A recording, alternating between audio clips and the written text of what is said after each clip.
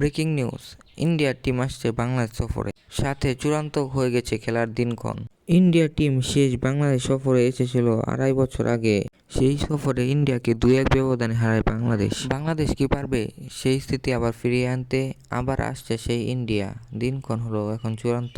3 match টি-20 এবং 3 match ODI খেলতে 13 তারিখ ঢাকায় পা রাখবে টিম ইন্ডিয়া।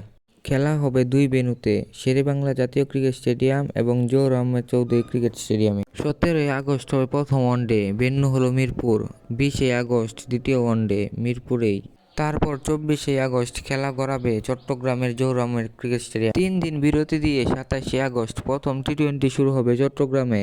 দ্বিতীয় এবং তৃতীয় টি-20 30 আগস্ট এবং 2 সেপ্টেম্বর শুরু হবে মিরপুর শেরেবাংলা ক্রিকেট স্টেডিয়ামে। ভারত কি হারাতে পারবে বাংলাদেশ এবং স্কোয়াড কেমন হবে, দলের মধ্যে কারা থাকতে পারে এবং পাকিস্তান সিরিজের সময়সূচি নিয়েও ভিডিও আসছে শীঘ্রই।